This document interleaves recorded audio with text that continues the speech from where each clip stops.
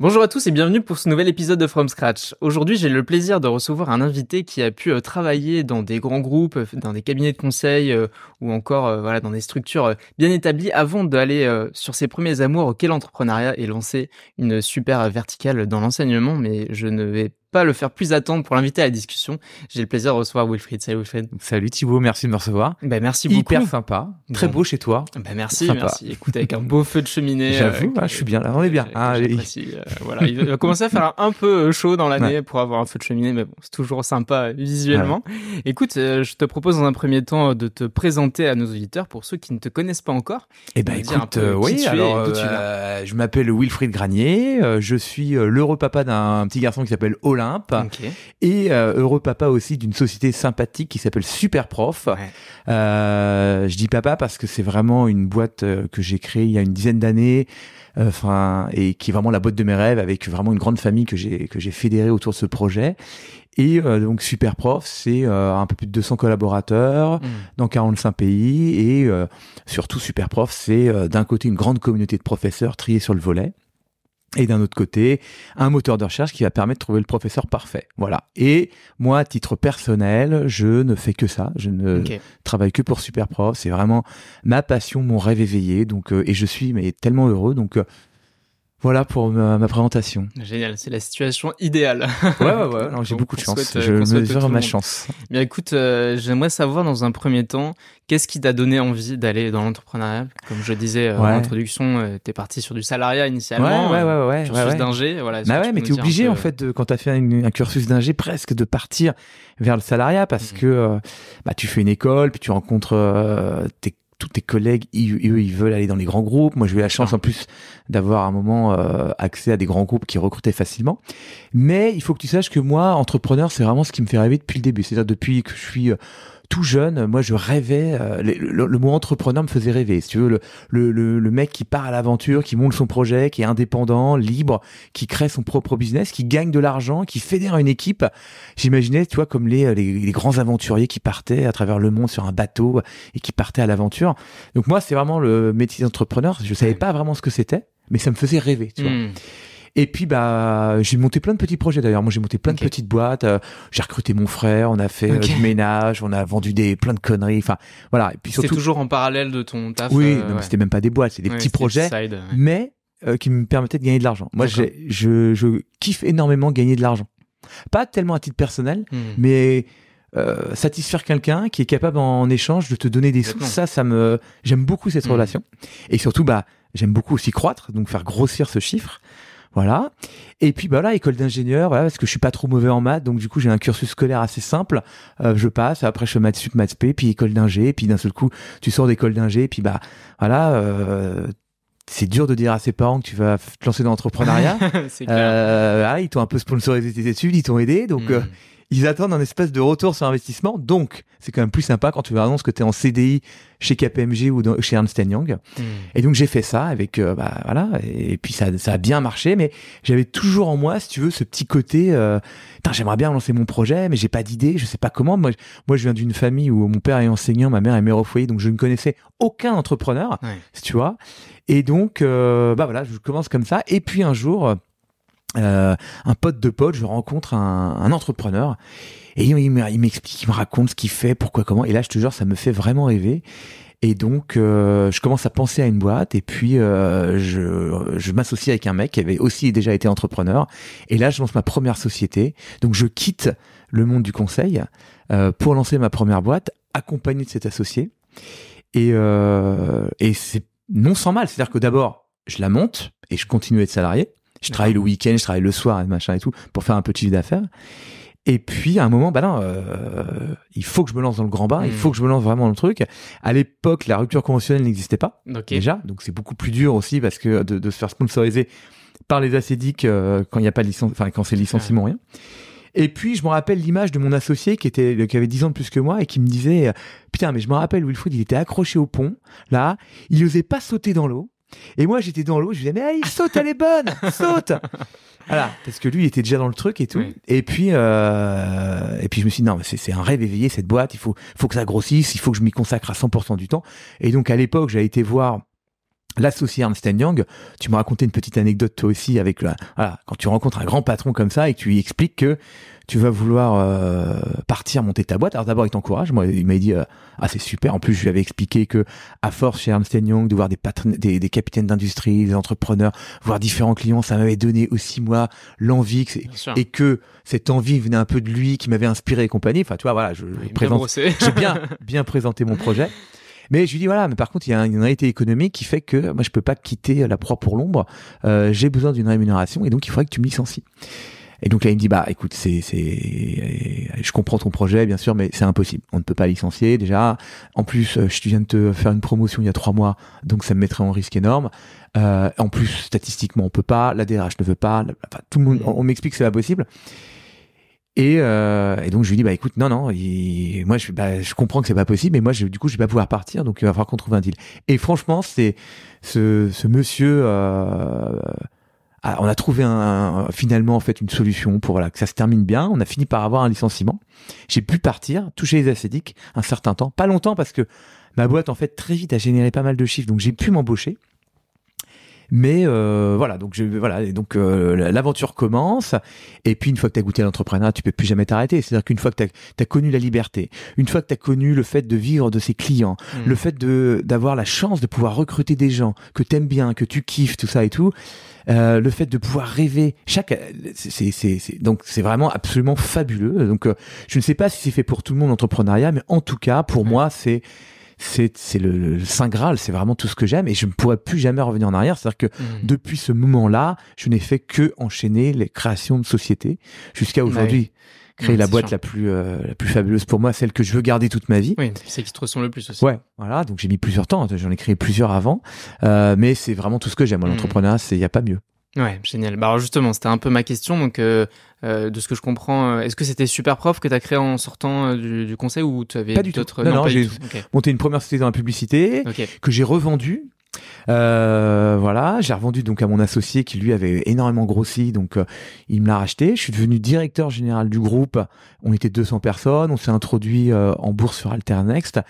Et là, tu vois, j'avais lâché justement le côté entrepreneurial. C'est-à-dire que j'étais toujours associé d'une grosse boîte. On avait fait un build-up, on a racheté plusieurs boîtes. Et donc là, je me retrouvais un peu dans un grand groupe. Il y avait de la politique, il y avait 200 personnes. Alors que moi, j'adore le côté vraiment entrepreneur. C'est-à-dire que pour moi, c'est pas de la gestion de boîte, de la gestion classique avec des fonds et compagnie.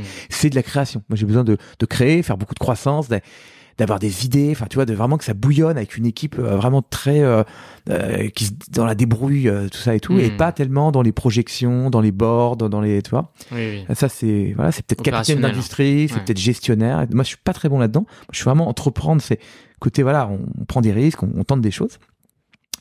Et voilà, donc j'ai fait ça. Ensuite après, j'ai quitté ce groupe pour me relancer dans une boîte et j'ai lancé dans l'immobilier. Voilà, une boîte dans l'immobilier, en imaginant au début que j'allais faire des coups, c'est-à-dire acheter des choses et puis les revendre dans une plus-value. Et en fait, moi j'ai appris énormément de choses en faisant ça parce que je me suis rendu compte que j'étais pas du tout quelqu'un de coup. Moi, faire quelque chose, gagner de l'argent et recommencer à zéro, c'est pas possible. Moi j'aime bien construire quelque chose, tu vois, puis que ça reste dans le temps. Donc j'ai trouvé un modèle immobilier où en fait j'achète des choses, je les refaisais, je les louais. Et puis je les gardais, voilà. Et puis j'ai industrialisé un peu le processus, aussi bien pour sourcer des appartements que les refaire, que les mettre en location. Et voilà. Donc là, on est à peu près, tu vois, en 2012. Voilà. J'ai mes appartements dans Paris. Je découvre Airbnb. Et je me dis, Airbnb, c'est la boîte que j'aurais dû créer. Airbnb, c'est incroyable ce qu'il a fait, Brian Chesky. C'est-à-dire que il a créé une plateforme qui est capable de mettre en relation deux personnes à distance qui sont très loin, qui ne se connaissent pas, mais de créer assez de confiance entre ces deux individus, tu vois, pour que il y a aucun stress pour qu'ils puissent se prêter un appartement. C'est clair. Donc ça, je me dis, mais c'est la création de confiance comme ça à distance. Comment il a fait? Pourquoi? Et je me dis, mais j'aurais dû faire ça. C'est génial. Donc je vais faire ça pour prof particulier. Donc mon pitch de base, c'est de dire, je vais créer les Airbnb du prof particulier. Voilà. Génial. Et c'est là que je crée Superprof. Je pourrais revenir en détail. Donc là, toi, c'est une idée de base, c'est un projet side à côté de mon truc d'immobilier. Mon truc d'immobilier, c'est ce qui me rapporte de l'argent, c'est ça qui est en pleine croissance compagnie. Donc je crée ce petit projet-là. Et la grosse chance que j'ai à ce moment-là, c'est que en fait, Superprof, je ne savais pas du tout, mais c'est un potentiel incroyable. C'est-à-dire qu'au début, je me suis dit, tiens, je vais faire un petit projet à côté. Si j'ai 3-4 personnes qui bossent sur la boîte, si on fait, 500, 1 million de chiffre d'affaires, c'est bon, j'ai déjà réussi, ça serait formidable. Ouais. Et en fait, non, je me fais complètement dépasser par la croissance parce que du coup, voilà. 45 pays plus tard. Ouais, voilà, 45 pays plus tard, 23 millions de professeurs. Voilà. Donc, voilà, c'est ça le coup de chance là dans ce projet, c'est que j'avais pas vu que c'était un projet aussi huge. Ouais, bien sûr. Alors, on va revenir un peu sur l'idéation de ce projet-là. Et donc, tu nous as parlé effectivement de pourquoi tu as voulu le créer. Comment tu as un peu pu tester l'attraction? Parce que finalement, effectivement, c'est une bonne idée, mais encore faut-il pouvoir la vérifier. Comment tu as mis un peu en place ça? Qu'est-ce qui t'a permis d'y croire finalement? Écoute, d'abord, premier truc, moi, j'avais besoin de trouver un nom pour parler de mon projet. C'est-à-dire qu'au début, j'avais, donc, comme je disais, Airbnb du prof particulier, voilà. C'est l'idée de base. Mais il me fallait un nom. Donc, pour en parler, pour pouvoir l'incarner, pour pouvoir discuter avec mon développeur. Je dis mes développeurs, mais à l'époque, il y avait un freelance, et un graphiste.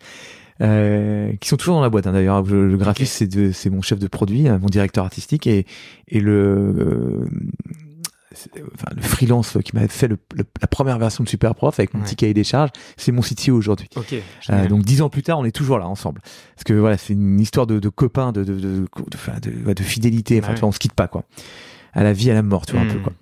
Et donc, il fallait que je trouve le nom pour l'incarner, Superprof. Et donc, un jour, fulgurance, je te promets, Thibaut, je me lève un matin, je me dis, Superprof. Parce que je cherchais un truc et je dis, putain, c'est génial, c'est exactement ce que j'ai envie d'envoyer comme message, aussi bien à mes profs qu'à mes élèves.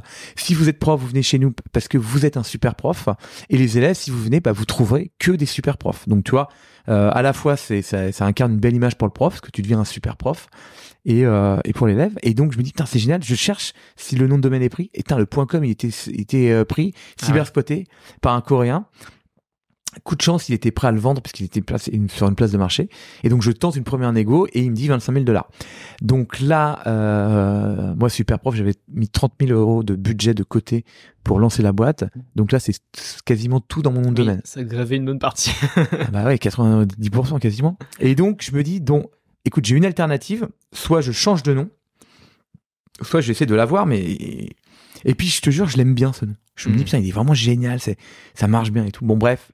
Après maintes négociations où je propose 100 € et qui me dit 24 900 $, 200 $, et puis qu'on arrive comme ça, on arrive à toper à 5 000 $. Ok. Et sur le coup, je me dis, ah ouais. Donc, t'imagines 5 000 $, juste un nom de domaine en .com. Il n'y a pas de projet, il n'y a rien, il n'y a pas de chiffre d'affaires, il n'y a que dalle. Mais c'était monstrueux comme prix. Et justement, c'est le meilleur truc qui m'a donné un énorme coup de pied aux fesses parce que du coup, moi, comme je t'ai dit, c'était un projet un peu on-side. J'avais mon projet immobilier, ça marchait bien, je me développais. J'avais ce petit projet à côté, mais en fait, quand j'ai mis 5 000 $ dans mon nom de domaine, je te jure, je me suis dit, ah ouais, ok, non. Moi, je suis pas quelqu'un qui m'amuse à balancer des billets de 5 000 comme ça juste pour voir. Donc voilà, ça m'a mis une grosse pile. Et Superprof est né comme ça, voilà, parce que voilà, ça m'a mis une pile, son domaine. Et tout de suite, moi, j'ai été voir donc le freelance, le designer, et qui était en stage à l'époque chez un pote que je connaissais et que je trouvais qui était très talentueux. Donc il m'a fait une petite presta, tu vois, mais quelques milliers d'euros pour me faire le design. Mon freelance qui m'a développé le site, voilà, avec un certain cahier des charges que j'avais fait en faisant des screenshots d'Airbnb, en changeant de nom en changeant le nom appartement par professeur, c'est pour essayer de faire un truc de tableau de bord avec des étoiles, des évaluations, les recommandations, de la cooptation, tout ça, enfin, tout en twistant Airbnb pour le métier de prof particulier. Et puis voilà, puis après surtout je fabrique vraiment Superprof aussi pour Google en me disant d'abord il me faut du trafic, donc voilà, on va commencer comme ça. Et puis on lance depuis la plage de Biarritz août 2013 Superprof avec voilà une première journée à 27 € de chiffre d'affaires. Okay. Mais je suis fou de joie, donc voilà. Et puis ça démarre, et puis ça grossit. Et puis il y a le concurrent français qui est leader en France, qui s'appelle Cherche le cours, qui a 180 000 professeurs, qui a tout le trafic, toutes les requêtes de cours particuliers, cours de maths, prof de maths. Il est présent partout. Ça fait 6 ans. Un mec des arts et métiers qui est sorti major. Waikiki, ça buque, hein, si vous le connaissez. Ce fut l'homme avec qui je me suis associé pour, du coup, voilà, on s'est associés, on s'est rencontrés. D'accord. Je suis venu pour le voir, pour le racheter, en fait. Et puis, on s'est super bien entendu. On est devenus les meilleurs potes du monde et puis on s'est associés. Alors, t'es allé le voir pour le racheter? Ouais, bien sûr. Ah oui. À la base. Bah oui, la base. En tout cas, j'y suis allé pour récupérer son site, quoi. Ouais. Alors, sous quelles conditions et tout, mais à la base, j'y allais pour le récupérer. Et lui, très vite, il m'a dit non, mais j'adore le projet Superprof. Je trouve ça génial. Moi, il me manque un nom de domaine, il me manque un produit. Moi, j'ai fait un site de petites annonces. J'ai pas de modèle économique. Enfin, tu vois, on se complétait bien. Et puis surtout, on a refait le monde du cours particulier. On s'est super bien entendu. Et donc, je l'ai racheté en part sociale. Okay. Donc, il a pris 30% de la boîte. Et puis on a commencé. Mais avec un petit truc rigolo, c'est que quand on s'est vu, il m'a dit, par contre, dans 3 semaines, je pars en tour du monde, je commence par la Colombie, pendant 12 mois, je serai par Mons et par Vaux. Ouais. Donc, je serai pas là. Donc, on va s'associer et je vais te filer les accès aux bases de données, au serveur. Et par contre, démerde-toi pendant 12 mois. Okay. Rendez-vous dans 12 mois. Donc, voilà. En fait, tu as déjà commencé avec une base client, presque. Ouais, c'est exactement ça. Ouais. Alors, pour la petite histoire, j'avais même déjà, quand j'ai commencé Superprof, avant de racheter le leader, j'avais racheté 2 petits sites internet avec quelques milliers de professeurs. Donc, c'est pour ça que j'ai commencé tout de suite avec une petite base de clients, de professeurs. Parce que les clients, c'est les élèves. Mais ouais, j'ai racheté un site qui s'appelait coursparticulier.org, qui était un enseignant qui l'avait fait à la retraite, et il me l'a vendu sur une clé USB. Faut t'imaginer que je l'ai retrouvé sur les grands boulevards. Il m'a donné une clé USB, j'ai fait un chèque de quelques milliers d'euros, et je suis reparti avec ma clé USB, avec ma base de données, avec mes professeurs. Tu vois, c'était il y a 10 ans, c'était comme ça encore que ça marchait. Et donc voilà, je suis parti avec quelques milliers de professeurs, un peu de trafic, mais le leader était Cherche-Cours. Et donc on a fusionné. Donc j'ai intégré l'intégralité de ces données et de ces profs dans Superprof. Et là, ça a explosé vraiment. Ah, attends, parce que je voudrais comprendre quelque chose quand même, parce que là, en plus, tu commences avec un énorme unfair advantage. T'arrives à récupérer ton plus gros concurrent, ce que tout le monde aimerait faire. Mais finalement, au début, t'as pas grand-chose à lui proposer, si ce n'est un modèle économique, une plateforme un peu sympa. Mais quels ont été un peu les arguments qui ont fait qu'il s'est dit, bah oui, je vais fusionner avec quelqu'un qui est finalement à qui je vais apporter plus que ce qu'il va m'apporter, en tout cas au début, lui, quoi. Alors, qu'est-ce que je lui apportais? Enfin, j'en sais rien. Il fallu lui poser la question déjà pour répondre. Ça, c'est lui qui saurait mieux le répondre. Moi, en tout cas, ce que je proposais lorsqu'on a décidé de s'associer, c'est 1, de tout seul, 2, d'avoir effectivement un nom de marque, 3, aussi une vision internationale, et 4, une création de société. C'est-à-dire que moi, j'y allais pour créer une vraie boîte. Lui, il était tout seul. Tu vois, il avait monté un site de petites annonces. C'est un mec très très bon codeur, très très bon référencement naturel, mais peut-être pas tellement de vision modèle économique business. Okay. Donc là, d'un seul coup, il avait un copain avec qui on allait pouvoir effectivement échanger. Et puis, j'arrivais aussi avec mon expérience. Moi, j'avais déjà monté des boîtes, il n'en avait jamais monté de sa vie. Donc, j'étais son double entrepreneur, tu vois. Donc, voilà. Puis, je l'ai embarqué dans mon projet. Et puis, il était aussi content de pouvoir le donner à une personne de confiance. Tu vois, je pense qu'il a eu confiance en moi en disant, parce que je m'associe avec un mec, je lui file toutes les clés et je me casse pendant 1 an. Tu vois, faut avoir confiance quand même, parce que voilà. Donc il a dû avoir confiance en moi. Alors pourquoi? Je sais pas. Je vais l'air sympa, j'imagine. Et donc voilà. Mais oui, en fait. Et nous, en fait, on a racheté 16 sociétés depuis la création de la boîte et on fait souvent ça. C'est-à-dire que en fait, quand on attaque un pays, le premier truc qu'on fait, c'est qu'on essaie de racheter tous nos concurrents.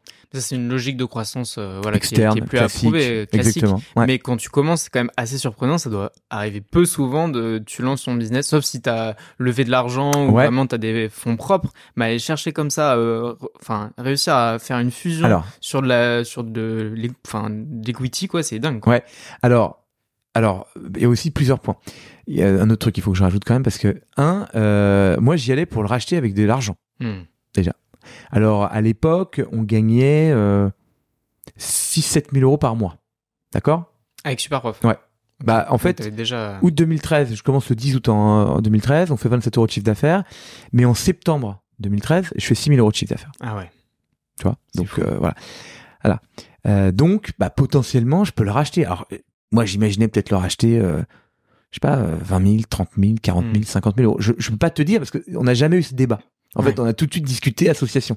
En fait, il m'a tout de suite fait comprendre un truc. Il me dit non, je ne vendrai pas si on s'associe pas. Okay. Donc déjà, mais moi j'y allais, si tu veux, quand j'y vais à fleur au fusil. Moi, si tu veux, à un moment, j'ai son numéro de téléphone parce qu'on échange des emails. Il me file son portable, je l'appelle. Il me dit je suis à la Défense. Je dis je viens manger avec toi. J'ai pris mon vélo. On a été manger. On s'est fait un chinois à la Défense et un riz cantonais. Tu vois, des petites crevettes. Et puis on a discuté. Et puis là, j'ai commencé à à parler de notre projet, enfin de mon projet, et là il m'a tout de suite fait comprendre qu'il voulait s'associer. Et un truc qu'il a fait aussi qui l'a vachement motivé, c'est notre croissance. C'est-à-dire que très vite, lui qui était numéro 1 sur toutes les requêtes, très vite il nous a vu numéro 2. Ok. Ouais, parce que du coup, comme je t'avais dit, moi j'ai créé Superprof vraiment pour Google. Je suis pas hyper mauvais en RefNat, j'ai quand même fait pas mal de sites web avant où on avait quelques petites compétences. Et là, quand j'ai créé Superprof, j'ai vraiment bien focalisé, bien focus autour de la qualité de contenu, que Google puisse bien crawler, un bon linking, beaucoup de rédaction de contenu, beaucoup de netlinking, beaucoup de partenariats. Enfin, tu vois, tout de suite, j'ai bien travaillé ce truc-là, les fondamentaux et les basiques. T'es un bon élève avant l'heure, quoi. Ouais, avant l'heure, en fait. Enfin, en tout cas. Ouais, c'était déjà l'heure, il y avait déjà des non, mais je suis d'accord que ce qu'on sait bien maintenant, ce que tout le monde sait maintenant, effectivement, à l'époque, on le faisait déjà. Et donc, très vite, il nous a vu numéro 2. Et donc, je pense, un truc qui l'a convaincu, il s'est dit, déjà, les mecs sont pas mauvais. Et si je ne m'associe pas, en fait, il est possible qu'ils me prennent ma place, quoi. Ta première traction, c'était sur du référencement naturel, je pense? Ah ouais. 100%. Ah, c'est sûr. Ah oui. Okay. Pendant 7 ans, moi, j'ai fait que du RefNat, quasiment. Okay. C'est parce qu'on n'a pas beaucoup d'argent, donc création de contenu, linking, création de landing de top qualité, amélioration du contenu de nos pages, amélioration de la qualité de nos annonces, avec des règles très strictes pour obliger nos profs à faire de la super rédaction de contenu. Ouais. Et pas de publicité, donc vraiment. Pas de publicité sur le site ou à l'extérieur. Non, à l'extérieur pour promouvoir. Non. Tu vois, Google AdWords. Alors, on a fait peut-être au bout de 3-4 ans un peu de Google Ads pour recruter des profs, mais pas des élèves. D'accord. Et c'est depuis 2 ans en fait qu'on fait du Google Ads pour recruter des élèves aussi également, parce que la concurrence est rude, parce que l'Ads est prédominante sur les mobiles, et que moi, faut que t'imagines, toi Thibaut, quand j'ai commencé, je faisais 60% de mon trafic sur desktop, 40% sur mobile. Aujourd'hui, c'est 75% sur mobile. Tu vois, et l'Ads est encore plus forte sur mobile qu'en desktop. Donc avant, moi j'avais le desktop, l'Ads était quand même, on le voyait, mais on voyait bien le résultat naturel. Là maintenant, mobile, si tu veux, quand t'es premier en RefNat, faut se coller 3 fois pour arriver à ton résultat. Donc à Google, ils ont vraiment maintenant bien mis sur les requêtes business, vraiment beaucoup d'Ads. Et donc voilà, face à la concurrence, il faut qu'on se positionne. Donc ça fait 2-3 ans qu'on bosse sur les ads de Google et on achète de plus en plus. Ok. Alors sur ces premiers temps, alors que ce soit avec la fusion, mais avant que tu étais encore tout seul, quelles ont été un peu les premières difficultés que tu as pu rencontrer, si tu en as perçu, que tu puisses un peu nous partager ton expérience? Alors non, il n'y a eu pas vraiment de difficultés particulières. C'est-à-dire que en fait c'est de l'intensité, il faut y penser souvent. Moi j'y pense 24 heures sur 24 à ma boîte, donc tu vois. Mais c'est un plaisir. Moi j'adore ce que je fais, donc c'est pas tellement un problème. Après faut s'organiser. C'est-à-dire que moi, j'aime bien les process, j'aime bien rédiger. Tu vois, je suis un ancien consultant, donc voilà. Et je trouve que ça, pour s'éclater, pour avoir beaucoup d'imagination, c'est vachement bien en fait quand t'es dans un cadre. Il y a un cadre et du coup tu peux dépasser le cadre. Et donc voilà, moi j'aime bien créer des process, améliorer. Par exemple, les process de lancement de pays, les process de lancement de nouveaux projets. Tu vois, moi j'adore améliorer les process. Non, donc mais le premier truc que j'ai fait moi, si tu veux, quand on a eu l'attraction, c'est-à-dire, j'ai recruté. Tu vois. Et parce qu'il fallait que évidemment t'es tout seul. À un moment, tu peux faire du RefNat, tu peux gérer. Alors j'avais toujours mon freelance. Mon freelance, en fait, si tu veux, il m'a fait mon projet. Il y a eu 1 mois ou 2 de maintenance évolutive, et puis après, je l'ai pris en prestat. Et je sais pas, au bout de 2 mois, il bossait temps plein. Donc voilà. Donc mon prestat était avec moi. Et puis, j'ai eu besoin d'avoir en fait quelqu'un qui m'aide à faire tout le reste, c'est-à-dire le support, aller négocier avec les prestataires, les partenaires, recruter d'autres personnes, grossir, chercher des bureaux, ça et tout. Donc j'ai passé une petite annonce en disant que je cherche quelqu'un qui chief of staff, on va dire. Enfin, tu vois, à l'époque, j'ai pas osé dire ça parce que quand t'es tout seul, dire que tu cherches un chief of staff, c'est un peu le foutage de gueule. Donc je sais plus quel était l'intitulé du poste, bras mais droit, ouais, j'ai pas mis bras droit parce que ça fait vraiment à l'ancienne. Bras droit, c'est vraiment, je trouve. C'est encore, hein. Ah ouais, on voit beaucoup, hein. Bras droit de CEO dans le startup française. Alors, beaucoup. Moi, c'est pareil, CEO. Moi, j'ai du mal à dire que je suis un CEO quand t'es alone, quoi. Parce que, alors, ça n'existe pas. CEO alone. Ouais, on est d'accord. Donc, bras droit de CEO. Mais il y a du monde dans l'équipe? Non, je suis seul. Non, je suis tout seul. Voilà. Donc, non, je sais plus ce que j'ai mis comme intitulé de poste, mais en tout cas, voilà. Et coup de bol, je recrute donc Camille Lemardelet, donc aujourd'hui mon DG. Hein. Donc il y a le premier employé de la société, le premier employé de la boîte qui arrive. Et alors, donc je lui dis, voilà, c'est simple. On a un projet fabuleux, puisqu'on a lancé une boîte dans le partage de connaissances, il y a de la traction, regarde, on est déjà quasiment leader en France, on a tous les pays à attaquer, donc on a un projet fabuleux, on va faire du partage de connaissances, donc qui est quand même quelque chose à impact dans le monde. Si tu veux, si tout le monde était plus éduqué, le monde serait bien meilleur, donc tu vois, c'est quand même, je crois à l'énorme impact de l'éducation dans le monde, donc on va avoir un impact mondial, on va donc s'éclater parce qu'on va être ensemble, on va tout faire, ça va être vraiment voilà, tu auras beaucoup d'autonomie, tu as une progression de carrière extraordinaire. En revanche, par contre, j'ai pas beaucoup d'argent, hein, parce que moi je me payais pas à l'époque, hein, donc c'était mon seul salaire, donc voilà. Et la contrepartie aussi, c'est que voilà, par contre, je te mettrai en CDI tout de suite parce que moi je m'inscris avec toi dans la durée, donc j'ai pas beaucoup de payer parce que faut que tu fasses un effort sur ta rémunération, ce qui est bac+5 quand même, tu vois, parce que en plus je cherchais un mec avec tête bien faite. Et il pas proposé de part, juste non, à l'époque on proposait pas de part, enfin, d'ailleurs maintenant non plus, mais à l'époque on y pensait, mais maintenant c'est un peu plus on a trouvé d'autres solutions pour changer ça, et donc pas de part, et surtout tu donnes pas des parts à quelqu'un que tu connais pas, bien sûr, c'est pas évident, mais voilà, et donc voilà, il est arrivé dans l'aventure, et puis tout de suite on a cherché des locaux, tout de suite on a commencé à recruter, et puis on a grossi. Et aujourd'hui, c'est mon meilleur pote dans la boîte, c'est avec lui que je bosse tout le temps. Enfin, c'est incroyable, on a une super relation. Et donc voilà, donc ça c'était les premiers moments un petit peu de construction. Okay. Il y a un peu des thématiques d'enseignement qui se dégageaient déjà à l'époque. Est-ce que c'était surtout des étudiants en telle matière ou c'était assez réparti? Ouais, alors on a toujours eu évidemment le scolaire qui représentait 40% de notre activité, avec effectivement une prédominance sur les maths. Les maths, ça a toujours été la matière la plus demandée. Maths, anglais. Et à quel niveau un peu d'enseignement? Oh, il y a de tout. Ouais. Ça va du collège, 4e, 3e, jusqu'au lycée. Et t'as pas vu une niche qui s'est dégagée qui va être intéressante à voir, mais... Non, parce que nous, on travaille pas tellement les niches, en fait. Nous, on travaille vraiment... en fait, on a toutes les niches, tu vois. C'est-à-dire que les maths, on l'opère de la primaire jusqu'à bac+7. Enfin, tu vois, on fait vraiment... Bah ouais, il y a des gens qui vont t'aider à faire des mémoires en astrophysique, des choses comme ça. Enfin, tu vois, mais tu peux aussi trouver quelqu'un qui va t'aider parce que t'as du mal avec ta table de multiplication de 3, de 4. Mais ça, c'est parce que tu fais de la dyslexie. Peut-être qu'à l'époque, tu vois, c'était peut-être pas aussi tranché. Ouais, c'est vrai. T'as peut-être raison. C'est vrai qu'à l'époque, c'était peut-être moins... Parce qu'au début, on a commencé, on est 250 matières. Là, maintenant, 1500. Donc, c'est vrai que ça en a beaucoup plus. Mais non, on a toujours essayé de penser, en fait, rajouter beaucoup de matière pour avoir un éventail des possibilités. Puis après, les profs aussi, il y a plein de profs qui se sont inscrits sur le site, qui nous ont rajouté des matières. Des profs, on savait même pas que les matières existaient.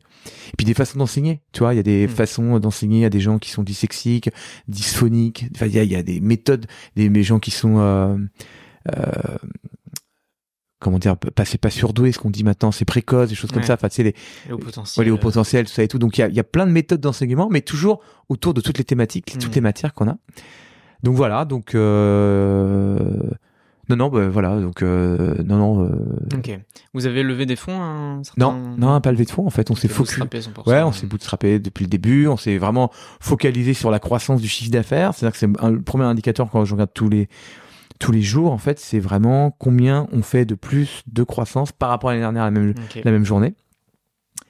Donc 50% aujourd'hui, par exemple, par rapport à l'année dernière. Parce que ouais, on vide nos clients. En fait, on a aujourd'hui 150 000 clients à peu près, répartis sur toute la Terre, qui payent des petits montants. Et puis, c'est eux qui nous font vivre. Donc, non, pas de levée de fonds. Voilà, un truc très punk, très rock'n'roll, avec des décisions collégiales, vraiment une espèce de team très guerrière, très débrouillarde. Voilà, comme c'est notre argent, on fait attention quand on le dépense, on est assez frugal, on est capable de vivre avec très peu de sous et faire des choses absolument incroyables parce que c'est comme ça qu'on est depuis le début. En fait, depuis le début, on n'a pas d'argent, donc on sait se débrouiller avec 3 fois rien, et avec beaucoup d'intensité, beaucoup d'énergie, et donc voilà. Ouais. Justement, c'est un peu ma question. En typologie de business, est-ce que, en termes de marge, quand vous êtes, est-ce que c'est vraiment un business de volume? Vous avez besoin de faire du grand nombre pour pouvoir en vivre correctement ou... Non, on n'a pas besoin de faire un grand nombre pour en vivre correctement parce que on fait 100% de marge brute sur notre chiffre d'affaires, parce que du coup, nous, on met en relation des profs et des élèves. Donc, voilà. Ça, c'est la marge brute. Mais après, avec la marge brute, du coup, tu dois dépenser, tu dois acheter tes locaux, payer tes collaborateurs, ton acquisition, ton marketing, tous tes frais. Mais si tu veux, déjà, ce qu'on vend, on gagne tout ce qu'on vend, tu vois. C'est pas comme quelqu'un qui vend quelque chose et qui a 30% de marge et qui avec ses 30% de marge doit vivre. Pas sur un coût de produit. Donc, voilà, nous on a quasiment 100% de marge brute et non, puis dès le début en fait, moi j'ai adapté si tu veux mon niveau de dépense en fonction de ma rémunération. C'est-à-dire que quand on gagnait 10 000 euros, bah voilà, on dépensait 10 000 euros et puis on était rentable. Donc c'est comme ça qu'on travaille. Alors ça c'était au début parce que du coup on savait pas. Puis après tu commences à prendre la confiance parce que tu dis bon ok, ce mois-ci je fais 10 000, le prochain mois je ferai 15, le prochain mois je ferai 20, après je ferai 25. Donc du coup en mois 10, je peux commencer déjà à dépenser 20 parce que du coup, je sais ce que je vais gagner dans 2 mois, puis le temps que je paye. Donc, tu vois, donc très vite, on s'est mis en culbute avant. C'est-à-dire qu'on dépensait 2 fois ce qu'on gagnait parce qu'on savait qu'on faisait de la croissance et que la croissance, ça résout tous les problèmes. Si tu fais beaucoup de croissance, d'ailleurs, c'est pour ça c'est l'indicateur qu'il faut regarder, c'est la croissance. C'est parce que la croissance résout tous tes problèmes. En fait, tant que t'as de l'argent, tant que t'as plus d'argent. Ça peut en créer aussi, mais. Comment? Ça peut en créer aussi, mais. Ça ne peut pas en créer. Bah, faut peut-être dire ça à toutes les boîtes qui lèvent des fonds et qui courent après leurs pertes, qui tentent. Mais ils font pas de croissance. Ils font pas de croissance de chiffre d'affaires. Bah, si. Ils font de la croissance de dépenses. Oui. Mais chiffre d'affaires, ils en font pas. C'est ça le sujet. Non. Mais je t'assure que. Ils font pas des bidas, mais ils font du CA. Mais ouais, ouais, peut-être. Bah, écoute, ça dépend des cas. Il faudrait discuter de tout ça. Mais le truc, c'est que non. Bah, encore une fois, je te dis, nous, voilà, c'est la croissance en tout cas. Tu vois, on a fait les premières années toujours 100% de croissance. Là, on a fait un peu plus de 30 millions l'année dernière de chiffre d'affaires. On va faire plus de 40 cette année. On fait encore 50% de croissance cette année. Donc, tu vois, on continue encore à faire de la bonne croissance et nous, ça nous. Mais j'ai entendu ça très souvent en disant, fais attention, fais pas trop de croissance.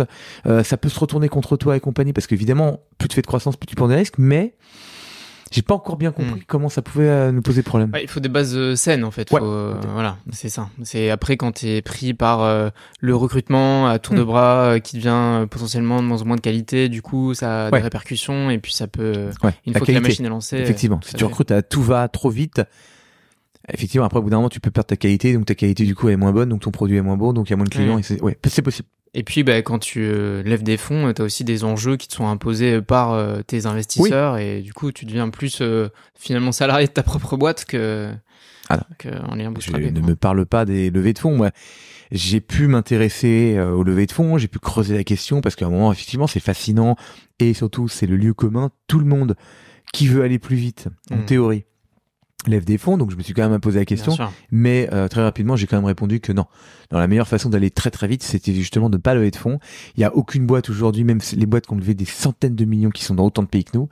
Et moi j'ai fait des choix de lancement de pays avec le cœur qui m'ont donné hyper envie et on n'a pas gagné un euro avant un certain nombre d'années. Donc ça aurait été invendable à des fonds ou à des business angels parce qu'ils m'auraient dit bah non t'es gentil, ça fait 6 ans que tu perds de la thune, donc tu vas vite t'arrêter.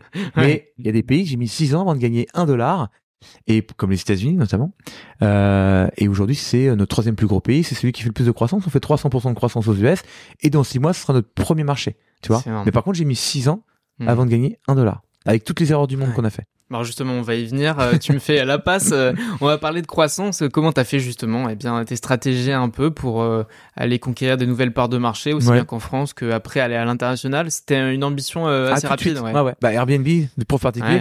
Airbnb, ils sont internationaux évidemment. Et puis surtout, ça me faisait kiffer d'aller à l'international. Donc on a commencé par l'Espagne, puisque je suis très fan de l'Espagne. D'ailleurs, c'est pareil. J'ai rencontré un fonds très très connu qui me disait mais pourquoi l'Espagne? Fallait faire l'Allemagne, fallait faire l'Angleterre, c'est des pays beaucoup plus riches. Et je dis oui, mais moi je préfère aller à Ibiza, si tu veux, que à Barcelone, que à Berlin, quoi. Donc voilà, pas la même ambiance. Non, mais tu vois, mais tu vois ce que je veux dire, c'est des choix irrationnels, mais c'est des choix de cœur. Et en fait, quand tu les fais avec le cœur, tu vois, c'est irrésistible en fait. Quand t'as vraiment envie de le faire, que t'as envie de te dépasser. Donc bref, on a été en Espagne.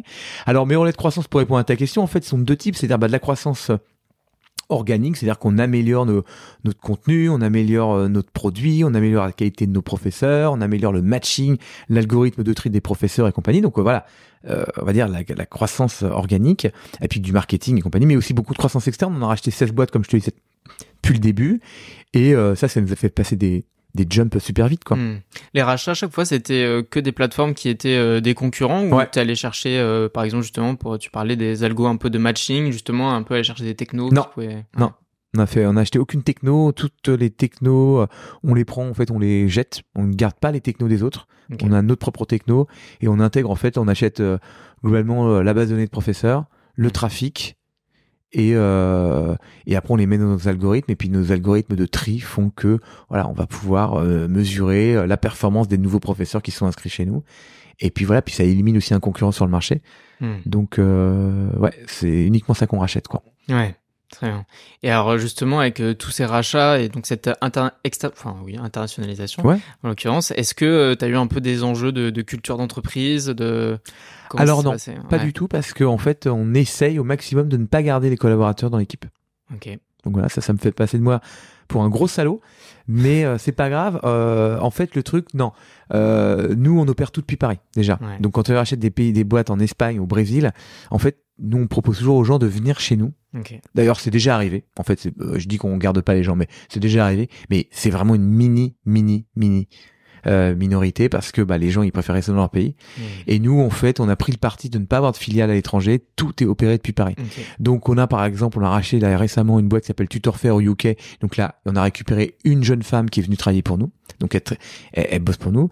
Quand on a racheté une boîte en Espagne, donc notamment la 3e boîte qu'on rachète, qui est Mi Profit Particular, les 2 fondateurs, qui étaient vraiment 2 mecs brillants, 2 entrepreneurs, ont voulu continuer à travailler avec nous, mais ils voulaient pas venir en France.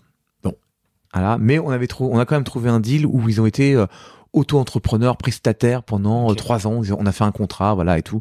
Voilà, ça, c'est des petites exceptions qui confirment la règle. Mais du coup, tu vois, ça n'a pas trop d'impact dans la culture d'entreprise parce que il y a très peu de gens qui viennent et la culture d'entreprise, en fait, elle est faite avec les gens qu'on recrute nous-mêmes.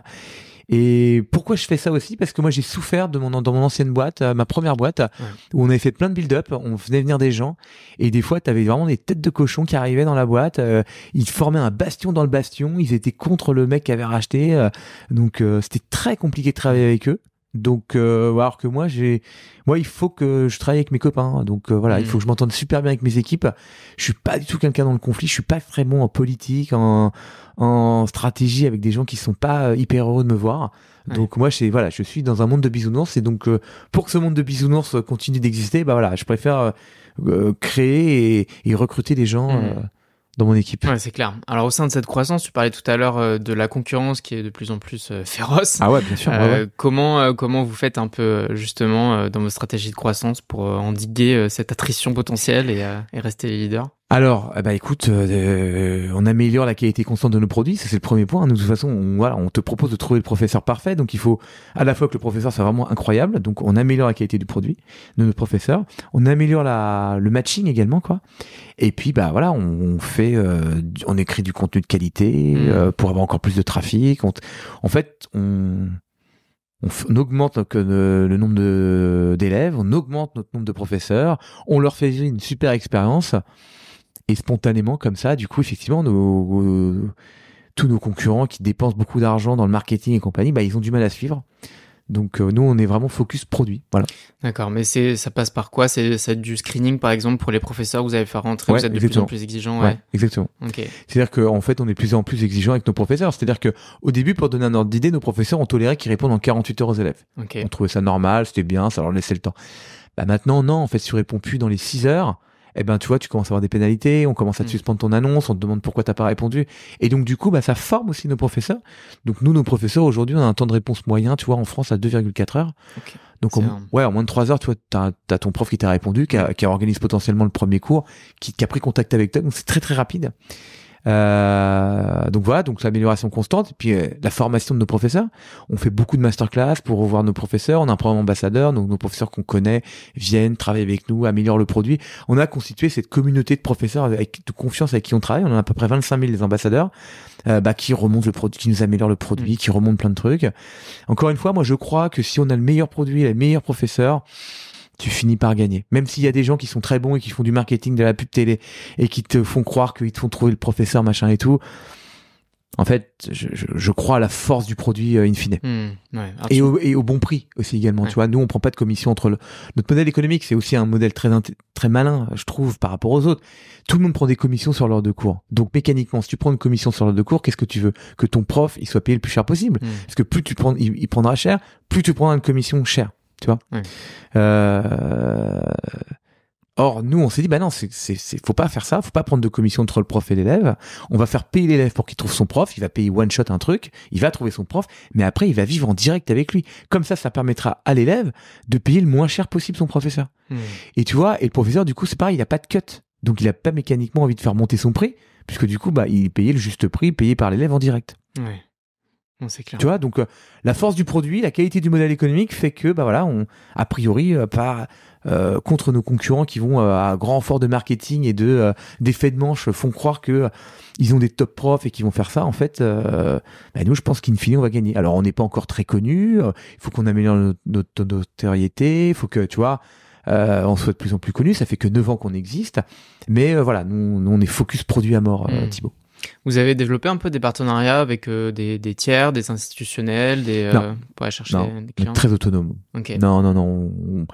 C'est une erreur, en fait, peut-être. Il faudrait qu'on fasse ça avec des tiers et compagnie, mais en fait, on est, tu sais, on a une façon de travailler qui est très originale. On est une espèce de gang, une tribu de fous furieux qui a envie de refaire le monde, et tu vois, on a du mal encore à se mettre avec des autres partenaires, les grands groupes, tu vois, on a déjà essayé de se rapprocher, mais voilà, on est très indépendants. Ouais, je comprends, bien sûr. Et à travers cette croissance-là, est-ce que vous avez pu rencontrer quand même des difficultés à certaines étapes, certains moments du parcours de Superprof? Alors, j'ai un gros défaut, moi les difficultés, je les oublie un peu vite. Et heureusement, parce que je peux dire, j'en ai tellement eu que, tu vois, au bout d'un moment, non, moi, je me lève le matin, écoute, il fait beau, je suis heureux, je suis content d'aller retrouver mes potes pour aller faire du Superprof. Donc, j'ai un peu oublié les difficultés, mais il y en a eu 1000. On a eu plein de sujets, si tu veux. Moi, des fois, je me rappelle, je partais en Italie racheter une boîte et je suis à 7h30 à l'aéroport et on me dit, bah tiens, ton serveur de données, la carte mère vient de cramer, donc on est en train de la réparer, on sait pas trop. Enfin, tu vois, il y a plus rien qui marche, quoi. Alors que je suis en train de racheter une boîte, quelques centaines de milliers d'euros, enfin plusieurs centaines de milliers d'euros. Avec je pourrais pas montrer le site, ça marche plus, enfin tu vois, voilà.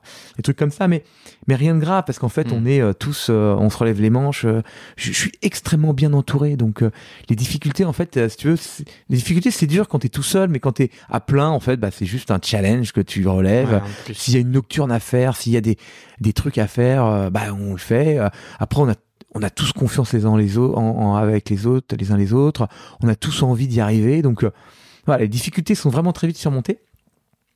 Et donc voilà, pas de problème particulier, tu vois, l'équipe fait beaucoup en fait, tu vois, l'équipe, la confiance, le kiff que t'as, c'est primordial en fait. Moi, les 2 trucs qui me font me lever le matin, vraiment, Thibaut, le secret vraiment de mon bonheur, c'est bosser dans une boîte à impact, tu vois, qui fait beaucoup de croissance, parce que la croissance, pourquoi la croissance? Parce que ça résout tous les problèmes, mais ça fait rêver aussi. C'est-à-dire que chaque année, tu rêves un peu plus grand. Chaque année, tu te dis, bah tiens, là, on a fait 1 million de chiffre d'affaires, tiens, je peux potentiellement acheter ça, faire ci, aller dans tel pays, recruter 2 personnes, recruter tel type de personnes, tu vois. Puis un jour, tu fais 10 millions de chiffre d'affaires. Donc tu dis, avec 10 millions, maintenant, je peux aller mais maintenant je peux recruter des gens qui ont fait des écoles d'ingé top niveau, je peux recruter des gens qui ont de l'expérience, je peux attirer des talents encore mieux, tu vois. Puis un jour tu fais 30 millions. Là je peux maintenant, alors je peux encore prendre des plus grands bureaux en plein centre de Paris, enfin tu vois, améliorer la qualité de vie pour partir en séminaire, on pourrait même partir à l'étranger, enfin tu vois, tu rêves de plus en plus grand. Donc la croissance c'est génial pour rêver plus grand. Et puis la croissance c'est génial aussi parce que chaque année ça change, donc t'es pas dans une routine, ça bouge de partout, puis tu rêves, et puis tu vois donc ça t'a fait apprendre et ça te fait évoluer. Au début tu manages une personne, puis après 10, puis 20, puis après 100, puis 200, puis d'un seul coup t'as des problématiques que t'avais pas à 200, que t'avais pas à 10, et maintenant que t'es à 200, t'apprends des nouvelles choses. Donc c'est une capacité de remise en question en permanence. Et le deuxième point, c'est l'équipe. J'ai une équipe formidable. Mon équipe, c'est à la vie à la mort, c'est des potes, c'est les 2 trucs qui font que moi je viens réveiller avec Superprof. Ouais. Alors maintenant qu'on s'est dit tout ça, donc on a bien compris que donc bootstrapé dans 45 pays, des fusions, acquisitions, tout est plutôt bien parti. Quels sont quand même vos enjeux de demain? Est-ce qu'il y a autre chose que continuer bien évidemment à croître? Tu me disais les États-Unis qui vont devenir l'un de vos marchés majeurs d'ici 6 mois. Quels sont un peu votre roadmap? Est-ce qu'éventuellement vous avez envie d'aller chercher peut-être après d'autres verticales ou Alors surtout pas. Non. Alors, la roadmap, elle est simple. C'est toujours la même depuis le début. Hein. C'est-à-dire être présent dans tous les pays du monde avec le meilleur niveau de qualité. Point. C'est ça. Donc, moi, j'ai envie de créer... Encore une fois, c'est la même idée de base. Moi, c'est ça qui est chouette, c'est que c'est dur, mais c'est pas compliqué. Tu vois ce que je veux dire? C'est intense. Il y a plein de trucs à faire et tout. C'est costaud. Mais c'est la même chose depuis le début. C'est-à-dire que on se développe, on croit dans tous les pays du monde. Donc aujourd'hui, 45 pays. Donc on va se développer dans encore plus de pays. Notamment, par exemple, cette année, on lance la Chine et l'Israël. L'Israël, c'est un petit peu compliqué parce qu'effectivement, c'est un site miroir. Le logo est à droite, tout est écrit à l'envers. Voilà. Au niveau design, il faut un peu inverser les trucs et tout. Donc ça demande un nouveau design. Alors qu'avant, en fait, on utilisait toujours le même design. Et la Chine, c'est carrément, on refait un super prof. Donc on refait tout. Donc parce que en fait, il y a une barrière numérique entre la Chine et le reste du monde. Donc on ne peut pas faire transférer les données. Tu peux pas prendre le serveur Amazon et envoyer des données en Chine, c'est pas possible. Donc tout doit être hébergé en Chine. Chez Tencent, Amazon d'ailleurs, ils opèrent même pas en Chine. Enfin, c'est complètement cloisonné. Donc on refait tout avec une équipe chinoise.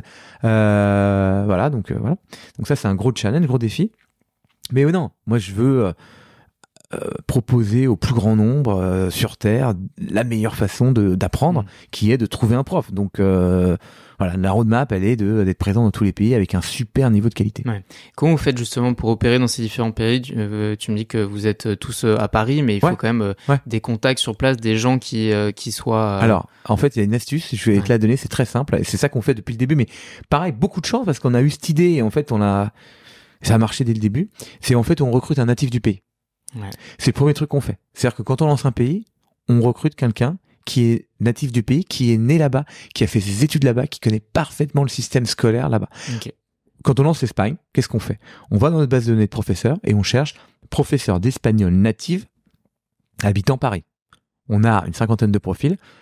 On va au hasard et on recrute Eva, qui était prof chez nous depuis quelques mois. En fait, Eva, c'est une traductrice qui vivait du côté de Madrid, qui avait suivi son copain à Paris, qui avait été muté. Elle avait pas de boulot en attendant, elle donnait des cours. Et on lui dit, bah écoute, est-ce que ça te dit de devenir la patronne de l'Espagne? On lance l'Espagne. Donc elle dit, bah écoute, banco. Et donc, qu'est-ce qu'elle a fait, cette jeune femme? Mais comme tous les country managers, en fait, ils font en sorte que le site soit complètement, t'as l'impression qu'il soit super local. C'est-à-dire qu'ils vont mettre le système scolaire du pays, ils vont mettre la façon de chercher du pays, tous les mots-clés, tout est mis en langue espagnole, enfin tu vois. Et si tu vas sur le Mexique, eh bien, c'est pas l'Espagne qu'on a copié-collé et qu'on a mis au Mexique. Non. Si tu vas sur le Mexique, c'est que des Mexicains qui ont traduit le site. Tu ne parleras qu'avec des Mexicains. Le système scolaire sera mexicain. T'auras l'impression que c'est un site mexicain. Tu vois? Et donc, c'est ça notre secret. C'est vraiment de faire, non pas une boîte internationale, mais une boîte multilocale. Et là, quand on lance la Chine, qu'est-ce qu'on fait? Bah, le premier truc qu'on fait, c'est on recrute une country manager, chinoise. Alors, là, pour le coup, on n'a pas fait l'erreur qu'on avait fait aux États-Unis, c'est que, quand on lance un nouveau pays, généralement, en fait, on recrute quelqu'un qui sort d'école natif, comme je te disais, mais qui sort de l'école, qui démarre. Là, on a tout de suite su que la Chine, ça allait être compliqué, donc on a pris quelqu'un qui avait 10 ans d'expérience, qui avait bossé déjà 5 ans chez Baidu et 4 ans chez Alibaba. Donc, la jeune femme, quand elle arrive, si tu veux, elle connaît déjà le développement, elle connaît le référencement naturel, tu vois, elle arrive avec beaucoup de compétences pour développer notre super prof en Chine. Mais voilà, on a les mêmes règles et tout opéré depuis Paris. C'est-à-dire que tout le monde, tous les country managers, aujourd'hui j'ai 35 nationalités de personnes au bureau, ça parle 18 langues chez Superprof. C'est l'auberge espagnole, mais c'est fabuleux. Et tout le monde, bah du coup, voilà, sonboard, c'est-à-dire que les nouveaux là, par exemple, on a lancé la Croatie et la Finlande. Eh bien, la finlandaise qui est arrivée, elle se fait onboarder par les autres pays, et puis on lui explique ce qu'il faut faire. D'abord traduire le site, faire une truc super local, et puis après le système scolaire, puis mettre les mots clés pour le référencement naturel, puis la façon de chercher, puis après recruter les premiers professeurs, comment on fait, les méthodologies, enfin tu vois. Et elle est onboardée chez nous avec toutes les équipes. Généralement, c'est des gens aussi déracinés, c'est-à-dire qu'ils ont quitté leur pays pour venir s'installer en France parce que ils sont aventuriers, ils ont envie de vivre une aventure, donc c'est des tempéraments de gens ultra sociables, tu vois, mais un peu seuls. Toi, t'arrives à Paris, dans un pays, t'es jeune, t'as 25 ans, 26 ans, t'arrives à Paris, la vie est belle, mais donc là aussi, c'est pour ça qu'on a créé des super bureaux dans Paris pour que ce soit la maison des collaborateurs, pour qu'ils puissent rester le soir, qu'ils puissent se prendre une bière, se mater un film, se faire un tournoi de ping-pong, enfin, tu vois, et qu'ils puissent avoir un tiers-lieu où ils peuvent se retrouver le soir tranquille parce que Voilà, c'est des jeunes, ils arrivent d'un pays étranger et puis ils connaissent pas comment faire pour trouver un appartement, ils connaissent pas les règles, donc ils sont vraiment, nous on encadre, tu vois, on les aide à bien rester dans le pays et à se sentir super bien, mais c'est génial d'avoir autant de nationalités au bureau. Et pour avoir de l'attraction dans un nouveau pays, est-ce que c'est la même stratégie qu'au début pour la France? Est-ce que c'est 100% du référencement naturel? Oui, 100% du référencement naturel, 100% de la croissance externe. 100%. Du coup, il a fait beaucoup de 100%, tu vois. Non, mais oui, le référencement naturel, c'est le premier truc qu'on fait, c'est-à-dire que on va faire de la création de contenu et on va organiser le landing pour avoir des top professeurs et créer des landings de qualité qu'on va référencer. Ensuite, après, on va faire un petit peu d'ads et on va faire des partenariats avec des universités, avec des sites d'emploi, des sites de petites annonces pour recruter des profs. Tu vois. Donc d'abord, tout de suite, focuser recrutement de professeurs. Et après, référencement naturel pour les avoir. Et évidemment, croissance externe tout de suite aussi. Premier truc qu'on fait quand on lance un pays, on regarde tous les concurrents pour, et puis on commence à prendre contact avec eux, en discutant avec eux, voilà, super prof arrive dans tel pays, qu'est-ce que vous faites, qu'est-ce que vous avez envie de faire, est-ce qu'on pourrait travailler ensemble, voilà, puis on commence à nouer le contact, et puis, potentiellement, on leur dit, écoutez, nous, on s'est intéressé par un rachat, vous savez, on a fait pas mal de rachats, voilà, notre historique, est-ce que vous avez envie de travailler avec nous, on propose, on discute, on échange, et puis des fois, il y a des gens qui disent, ouais, moi, je suis pas contre un petit chèque, ou non, j'aimerais peut-être bosser avec vous, ou non, pas du tout, ou il y a 1000 choses. T'es bien reçu de façon générale, ils voient pas ça comme une menace, ouais. Ça dépend, il y a toujours des autistes qui veulent pas te parler parce qu'on ne sait pas pourquoi. Mais non, généralement, c'est confraternel, c'est-à-dire que tu arrives, tu dis là, on se lance dans le cours particulier, on arrive dans le pays, on voit que vous travaillez aussi, ça serait bien qu'on se fasse un petit chat pour discuter de l'éducation dans le pays, qu'est-ce que vous en pensez, qu'est-ce que vous avez envie de faire. Puis mais la plupart du temps répondent. Et puis la plupart des gens répondent, et puis tu vois, puis on a un premier échange, et puis ça se passe bien. Puis on se connaît surtout. Ouais, c'est sûr, mais bon, t'arrives quand même en position de concurrent, tu leur dis, on arrive. Je sais pas quelles sont les ambitions qui sont affichées, mais si tu parles rapidement de rachat, c'est bon, on arrive, on n'est pas là pour plaisanter. Ouais, mais on discute, Non, mais on est smooth. Non, c'est pas. c'est pas, tu vois. Enfin bon, si regarde les track records, ils voient bien que vous êtes pas là pour. Ouais, mais oui. Et on est non mais oui. Ok. Voilà. Non mais gentil, smooth. Toujours. Non, mais c'est intéressant comme. C'est pas la Pablo Escobar, tu sais. Non, c'est non, ça là, c'est voilà. Ok. Et ça se passe bien. Et très surtout, on paye très cher les boîtes. Ok. Et c'est pour ça qu'on les a à chaque fois. Généralement, c'est qu'on surpaye largement par rapport à nos concurrents qui ne veulent pas s'aligner parce que moi, plein de fois, j'ai rencontré des concurrents et ils m'ont dit mais vous êtes complètement fou d'avoir acheté aussi cher. On verra dans le futur. Ouais. Pas grave tout ça. Ok, top. Écoute, maintenant qu'on s'est dit tout ça, si tu devais recommencer from scratch, qu'est-ce que tu ferais peut-être des choses différemment Alors, je ne changerais pas grand-chose parce qu'effectivement, tu vois, quand même, le résultat est très bon et je suis très heureux. Mais le truc que je ferais, c'est que j'essaierais d'aller encore plus vite. Je prendrais beaucoup plus de risques. Ok. C'est-à-dire que je ferais beaucoup plus de croissance externe, j'aurais encore plus confiance, en fait, au potentiel de la boîte. C'est ce que je te disais au début, en fait, quand j'ai commencé, je pensais qu'on allait faire 1,5 million, 1 million de chiffre d'affaires, qu'on allait être 3-4 personnes. Ouais. Tu vois, je croyais en ça. Tu vois, donc j'ai pas tout de suite mis une énergie incroyable et compagnie. Donc si je devais recommencer, je mettrais toute de suite une énergie encore plus débordante et j'essaierais de encore plus vite de conquérir le marché. Alors penser externalisation jour 1, c'est quand même compliqué quoi. Quand on n'a pas de fonds, tu vois. Ah ouais, mais tu me dis c'est from scratch, donc c'est. Ouais, justement from scratch, t'as pas trop d'argent. Si je redémarre, tu vois. Ouais, mais encore une fois, l'argent se trouve. Je ne me limite pas par l'argent. En fait, si tu commences à penser parce que j'ai pas d'argent, je peux pas faire ça, en fait, tu le fais pas. Faut d'abord se dire, tiens, je vais essayer. Ouais. Et s'il y a un deal, eh bien, après, à moi de me débrouiller pour essayer de motiver quelqu'un. Peut-être que tu sais, j'aurais eu à l'époque un gros deal, un gros rachat et tout d'une boîte que je pouvais. Peut-être que je me serais tourné vers les fonds et j'aurais dit, écoutez, j'ai un deal, qu'est-ce qu'on peut faire? Peut-être que j'aurais tourné différemment, tu vois. Mais encore une fois, faut pas se freiner avec les sous parce qu'en fait, les sous, tu les trouves. Quand tu as un deal, tu vois, je crois qu'après, tu peux toujours le trouver le financement. C'est ma philosophie. Donc, from scratch, t'as pas de sous, mais ça se trouve, je l'aurais payé en part sociale. Peut-être que j'aurais. En fait, tu te débrouilles. Il faut jamais se limiter par l'argent. Si tu te limites par l'argent, en fait, du coup, t'es sclérosé. Tu te dis, non, j'ai pas l'argent, donc je le fais pas.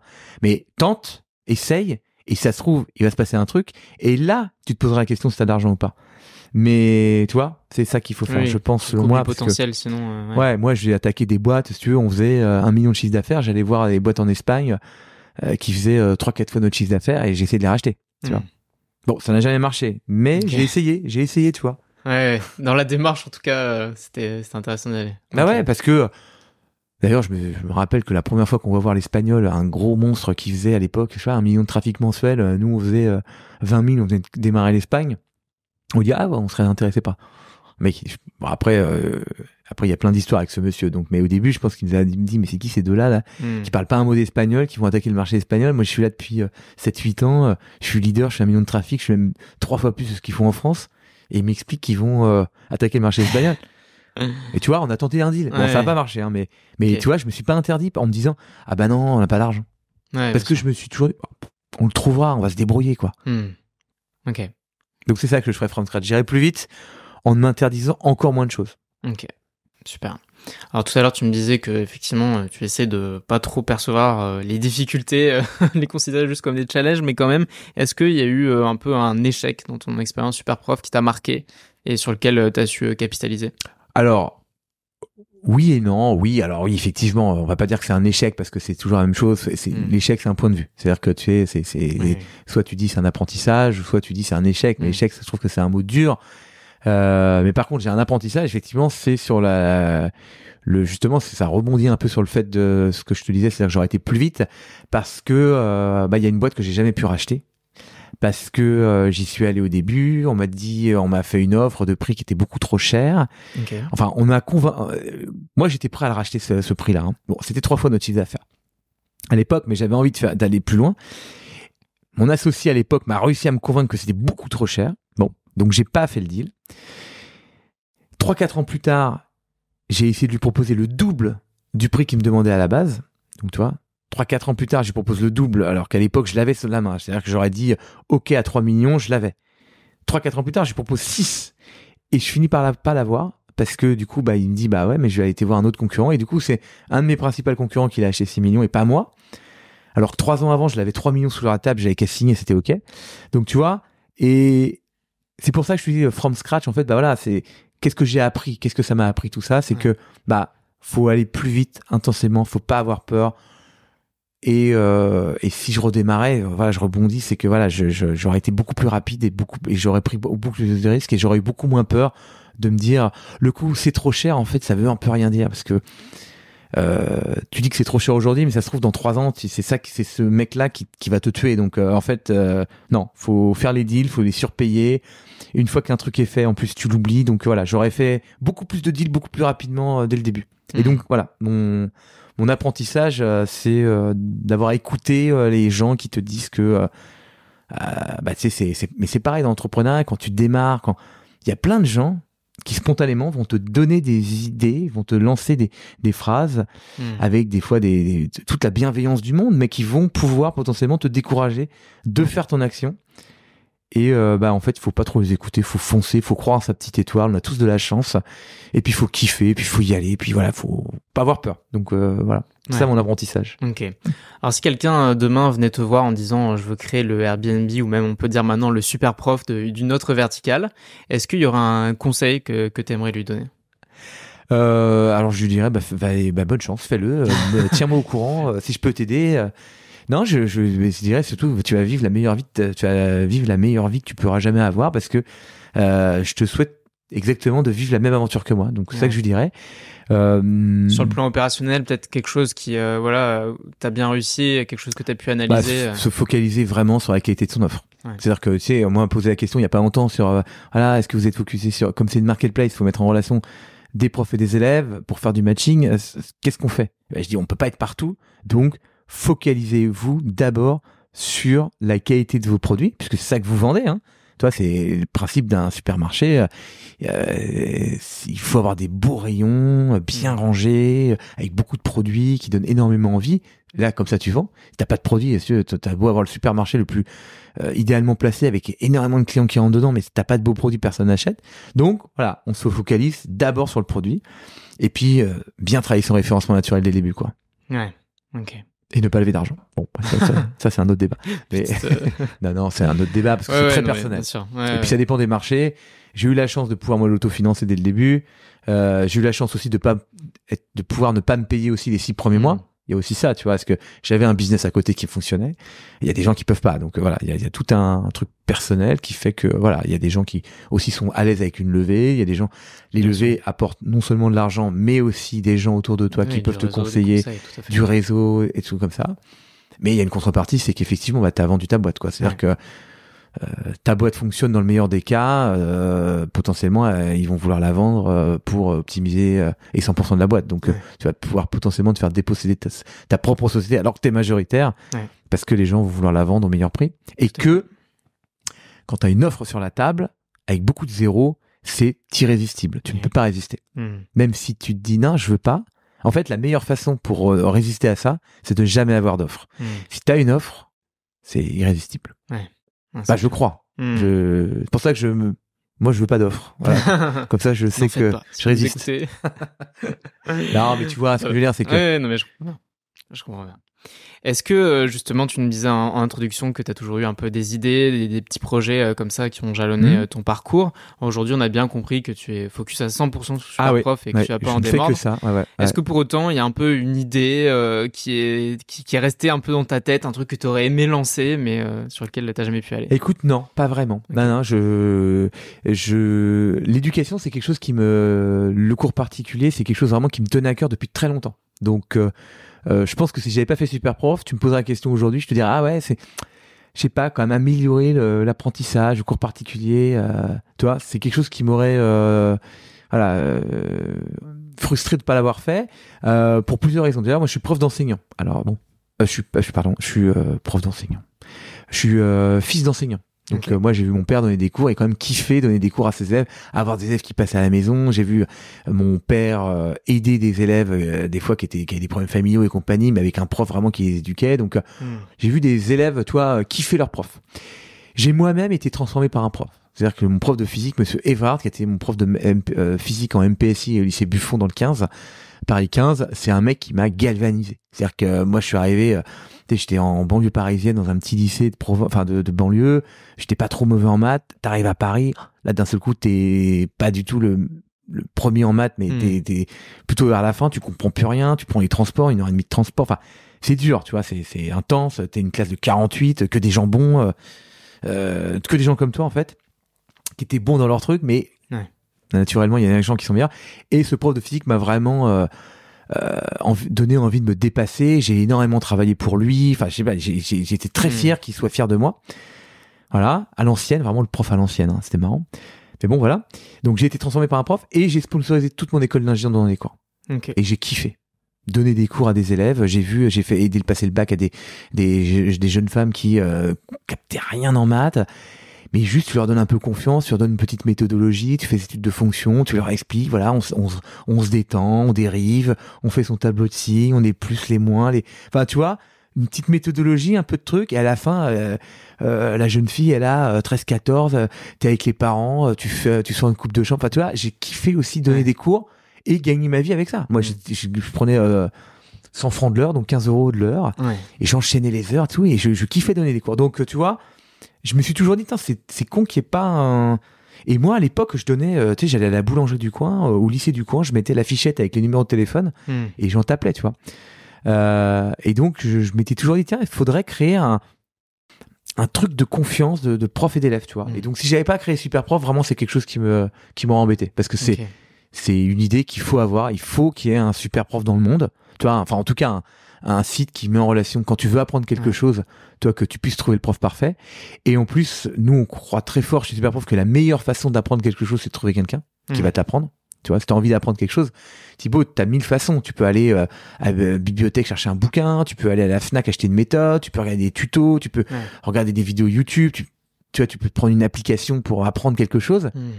Mais la meilleure façon d'apprendre, c'est d'avoir quelqu'un qui va te donner rendez-vous toutes les semaines, qui va dire, alors toi Thibaut, t'es à tel niveau en guitare, tiens, je te conseille de prendre telle méthode, tiens, t'as vu cette partition, hop, t'échanges avec lui, la semaine d'après, tu le vois, il dit, attends, on est où? Ah putain, j'ai pas eu le temps de bosser. Bon, attends, la semaine prochaine, tu déconnes pas, tu bosses. Enfin, du coup, t'as un rendez-vous, t'as quelqu'un qui, tu vois, tu joues avec lui, enfin, tu sais, d'un coup, ça te crée une aventure, quoi. Alors que t'aurais été acheter les mêmes méthodes tout seul, au début, t'es motivé.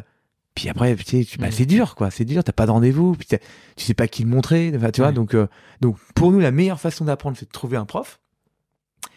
Et donc voilà, c'est ça pour répondre à ta question. Excuse-moi, je fais quelques digressions, mais non, mais pas de souci. Mais alors, justement, est-ce que t'as jamais voulu aller au bout de l'idée, par exemple, faire ton école 42, non, tu vois, aller sur un truc certifiant au final, parce que c'est génial de pouvoir apprendre des choses, mais ça va être plus compliqué de faire valoir.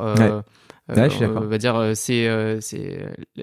acquérir ses compétences voilà auprès d'un tiers, d'une entreprise, pour de manière professionnelle pouvoir le transformer, quoi. Ah, peut-être, c'est peut-être le prochain défi. Okay. Mais pour l'instant on fait pas, non, parce qu'en fait aujourd'hui nous déjà on est vraiment dans le cours particulier, dans le coach, dans le mentor, ça et tout, donc on n'est pas dans la formation diplômante et compagnie.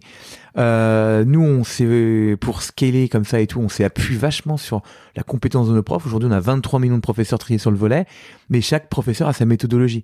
On n'a pas trop envie d'interférer, tu vois, entre les profs, ils savent mieux que nous ce qu'il faut pour l'élève.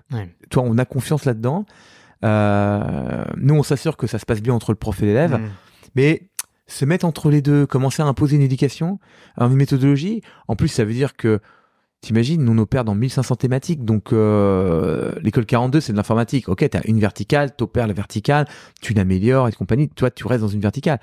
Moi, comment veux-tu que je fasse une verticale en informatique, en maths, en apiculture, en tennis, en yoga, enfin tu vois, c'est un monstre de boulot, donc pour l'instant on peut pas le faire, tu vois. Mais peut-être qu'un jour, on améliorera encore la qualité de nos enseignements avec des formations diplômantes, des trucs certifiants, des choses comme ça. Mais on a encore du boulot, de toute façon. On n'a pas fini, Thibaut. C'est pas fini. Bien sûr. Alors, on a beaucoup parlé de Superprof et de ton parcours. Et je voudrais qu'on parle un peu plus spécifiquement de toi maintenant, un peu de tes bottes secrètes finalement. Qu'est-ce que tu penses que tu fais en tant que CEO pour être meilleur que les dirigeants de tes concurrents ? Alors, écoute, je sais pas si je suis meilleur que mes concurrents, mais en tout cas, il y a un truc sur lequel vraiment je ne démords pas, c'est vraiment je veux aller retrouver mon équipe dans la joie et la bonne humeur. C'est ultra important pour moi. Je suis pas un animal politique, je suis pas un animal de conflit, donc moi, il faut vraiment que ça glisse, faut qu'on s'amuse. Donc, j'ai besoin d'énormément kiffer. Donc, je m'entoure de gens comme moi. Tu vois, c'est ça ma botte secrète, c'est-à-dire que je m'entoure de gens formidables avec qui je passe à la fois des bons temps de travail et des bons temps de détente. Tu vois, c'est-à-dire que je passe beaucoup de temps à aller boire une bière avec mes collègues qui sont devenus des copains. Enfin, je peux même pas te dire, tu vois, ce week-end il y a mon directeur artistique qui me dit je suis tout seul avec mon gamin, ça vous dit de venir faire un barbecue à la maison, il avait 2-3 potes. Moi, mon DG, on y a été. Tu vois, c'est à la cool, quoi. Il y a plus vraiment de frontières, et moi, j'adore travailler comme ça. Donc, ma botte secrète, c'est vraiment de kiffer avec mes potes au bureau. Voilà. Okay. Et mes concurrents, je sais pas comment ils font, parce que moi, je vois beaucoup de gens souffrir, déjà, de leurs collaborateurs. Beaucoup de gens, même beaucoup de chefs, tu vois, de patrons de boîte, qui souffrent avec leurs actionnaires, leurs associés. Pas toujours facile d'aligner les intérêts, toujours être aligné, toujours avoir envie de faire la même chose au même moment. Donc, voilà. Voilà, moi j'ai énormément de chance, je me suis entouré de gens incroyables, donc voilà, c'est probablement mon seul talent, c'est d'avoir eu du bol de me recruter un premier gars qui était excellent, puis un deuxième, puis que les deuxièmes aient recruté aussi une super équipe, et par capillarité comme ça, et puis beaucoup de gens internationaux, tu vois, ça serait pas la même ambiance si j'avais 200 Parisiens, tu vois. Là j'ai l'auberge Espel, voilà, non, c'est voilà, donc, à quel point tu délègues un peu les missions, les tâches je délègue énormément. Je délègue tout quasiment en fait. Non, j'essaie de à peu près rien. J'essaye de ne rien faire. Tu vois, j'essaye. Et voilà. Et puis d'orchestrer un peu, de donner un petit peu de direction. Mon job aussi, c'est d'intensifier. C'est-à-dire que voilà, en fait, tout le monde maintenant, je suis super bien structuré. J'ai des équipes très bonnes à tous les domaines. Mais qu'est-ce que j'essaie de faire de cadencer, de mettre un petit peu plus de rythme. Tu vois, c'est comme tout. Les gens, ils ont envie d'aller vite, mais pourquoi aller encore plus vite, quoi? Bon, voilà. Pourquoi faire encore plus d'acquisitions? Pourquoi se développer plus vite? Voilà. Et ça, c'est un peu mon rôle. Moi, je cadence. Tu vois, je suis sur mon petit tambour, je suis le chef d'orchestre. Puis de temps en temps, je fais une petite cadence un peu plus rapide. Voilà. Hop, hop, hop. Tu vois.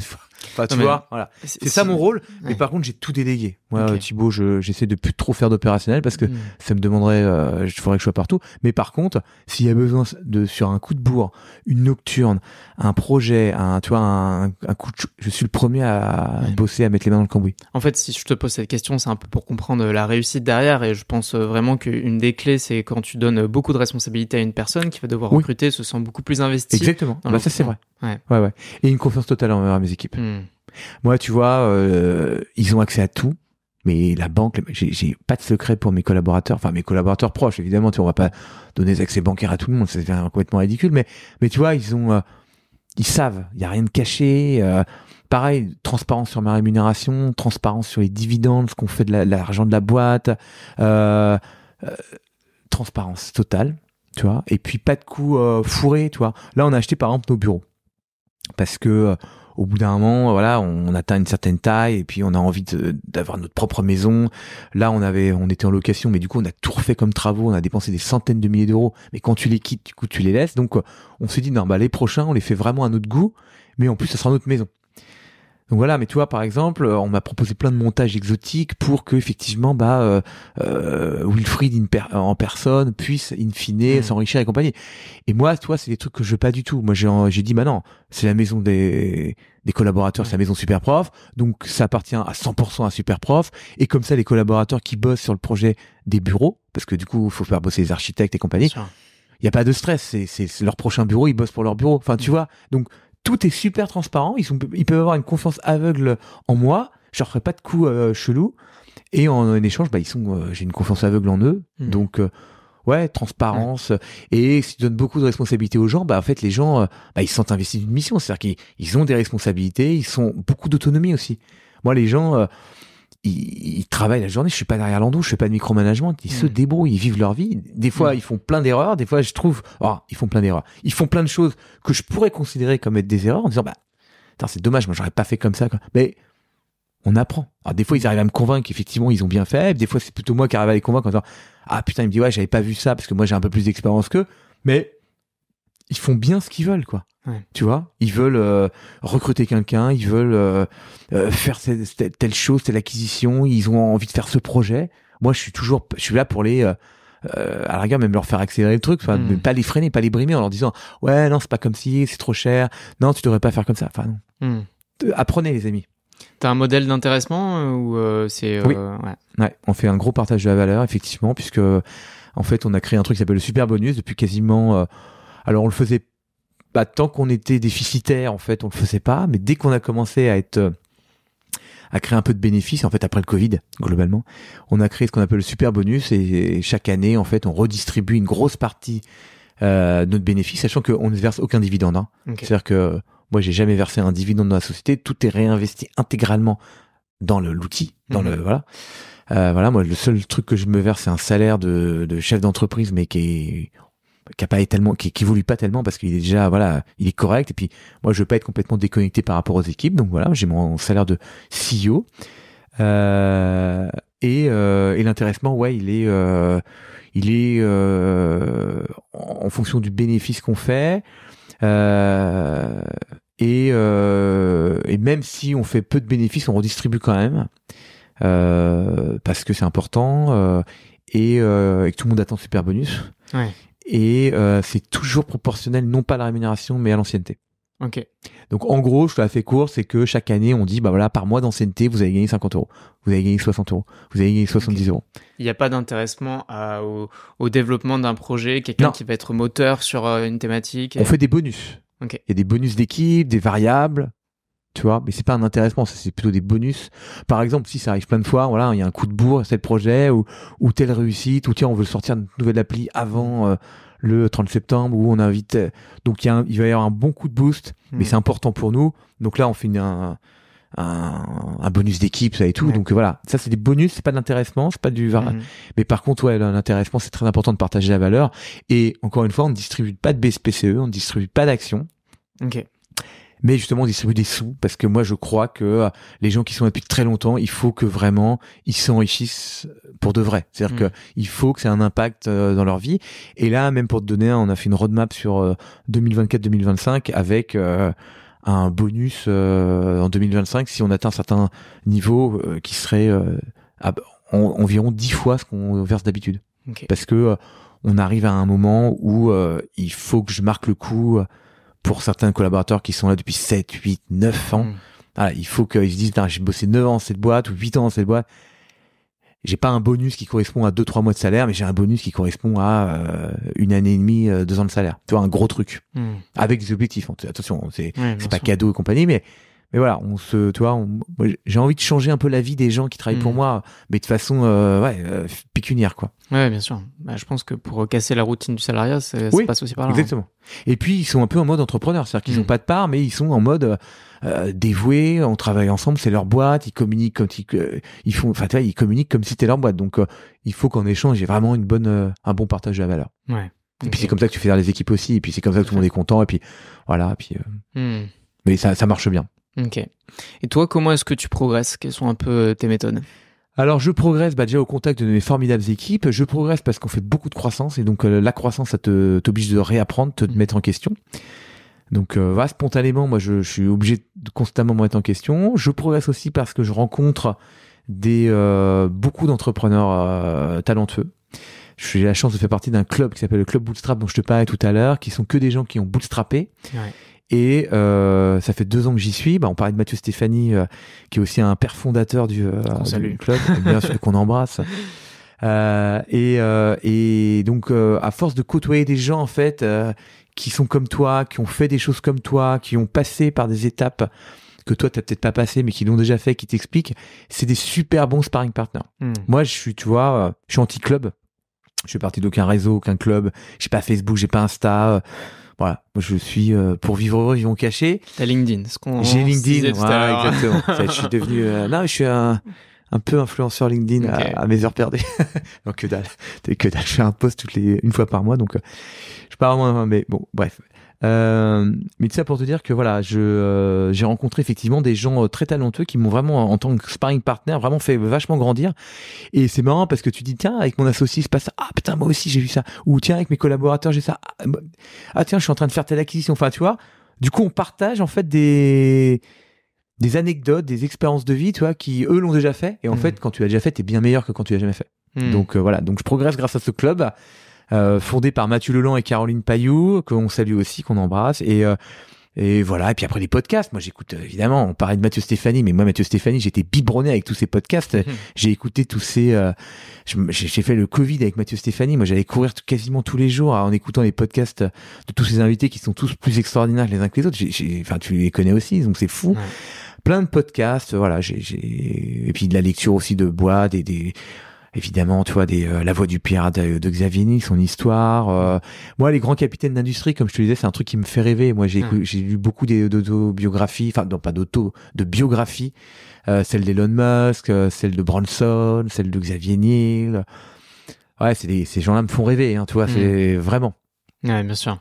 Est-ce que tu es client de ton propre service? Bien sûr. Ouais. Ah ouais, mais je suis à la fois, alors, je donne plus de cours, mais j'ai donné des cours. Au début, c'était obligatoire pour l'équipe. On était obligé déjà de s'inscrire chez nous en tant que prof. Ouais. Donc tout le monde donnait des cours. Mais tout le monde, c'était trop marrant. Donc on disait aux gens quand ils arrivaient, tu donnes des cours de quoi? Je sais pas, peut-être guitare ou photographie ou machin. Donc moi j'ai donné des cours de guitare et de ukulélé. Okay. Et j'ai rencontré des élèves incroyables. Mais j'ai rencontré à la fois des élèves incroyables, à la fois j'ai donné mes premiers cours par webcam. Je me rappelle, je donnais des cours de ukulélé à une Suisse. Donc j'ai donné peu d'heures parce que elle voulait apprendre un morceau pour arriver au mariage de sa sœur et le jouer avant son discours. Ah oui, c'est précis. Non mais tu vois, j'ai donné des cours de ukulélé par webcam à une jeune femme en Suisse pour le mariage de sa sœur. Non mais c'est incroyable, je trouve. Enfin, tu vois, c'est comme ça. Donc voilà. Et puis après, moi, j'ai pris 2 cours. J'ai pris des cours de rock parce que je suis très mauvais danseur en rock et surtout j'avais un espèce de blocage. En fait, je me dis que ça n'a pas l'air si dur que ça, mais j'avais du mal à être bloqué. Voilà. Et donc j'ai pris des petits cours de rock avec une prof trop sympa qui venait à la maison danser le rock ensemble, tout seul, dans le salon.